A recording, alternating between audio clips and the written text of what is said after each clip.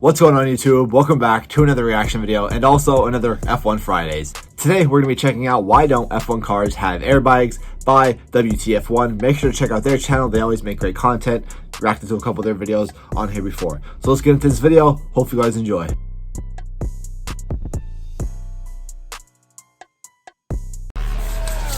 Didn't react to a WTF1 video in a couple weeks. I miss these because they're usually just short, straight to the point, and safety is informative. Absolutely paramount in this day and age of Formula One, but why has the pinnacle of motorsport never adopted the airbag approach? Now I'm assuming because it's more heavy Hardcore F1 or more fans, weight. This will sound like the silliest question ever, but you know what they say in school. There's never a stupid It's like, where would the airbag go? Okay, also, so let's get on to the reasons why F1 cars don't have airbags. And trust me, there's quite a few of them.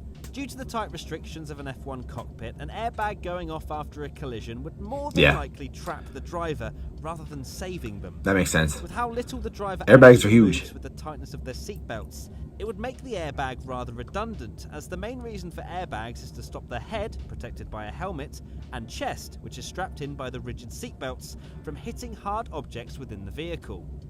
In a road car, occupants need to move around a lot more to have less restrictive seatbelts. This means that in a crash, airbags need to be deployed to try and ensure that the only things people hit are relatively cushioned. And airbags, they're still dangerous too. Car, like, the drivers are so tightly strapped down using you a can still get damaged. harness and a helmet combined with head and neck support, or hands for short. These do such a great job of reducing head movement that there's no way a driver's head would reach an airbag. And even if it did, the airbag would probably have to be so big that it'd end up doing more harm than good. Plus, with steering wheels being so complex, where would it even fit?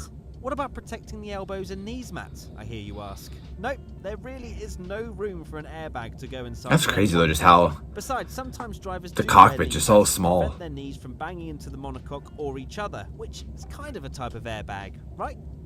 Moving back to protecting the driver's noggin, a driver's head is so well protected by the current standards of F1 safety. In fact, for this year, driver helmets have to meet even stricter guidelines. I mean, let me give you a taste. Don't want to take chances. They are tested for standard low velocity and low lateral impacts, advanced ballistic protection, crush, which is a 10-kilogram weight drop from 5.1 meters, shell penetration, I don't know if that's enough though. Visor penetration, where a literal air rifle with a 1.2-gram pellet is fired at the visor, flammability, which is a 700 degrees Celsius flamethrower onto the helmet to test that it self-extinguishes, and much, much more.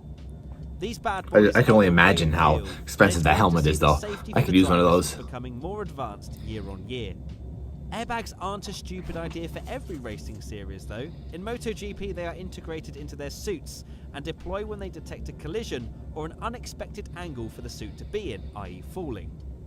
It's pretty handy as well if you have a collision with another driver and fancy a bit of a scrap. Simply set off your suit and you will look proper hench or inflated.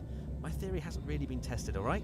Another reason why airbags haven't been modified for F1 cars, other than the fact that there are much safer, more reliable forms of safety, is the fact that it's extra weight to the car for very little safety benefit. And we all know what F1 teams are like, trying to make the car weigh as little as possible within the regulations.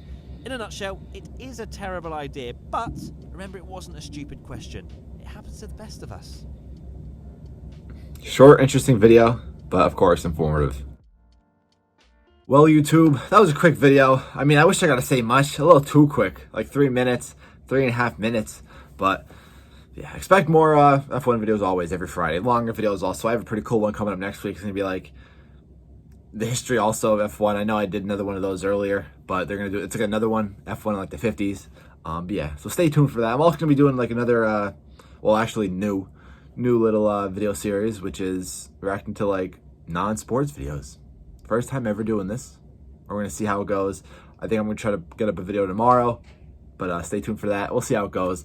I know, of course, it's also a big trendy trend, I guess, on YouTube with the reaction videos, just reacting to like America versus Europe, stuff like that. So hopefully you guys enjoyed this video though. If you guys did, make sure to leave a like, subscribe to my channel, help me get to 7,000 subscribers. I'm out, guys. Peace.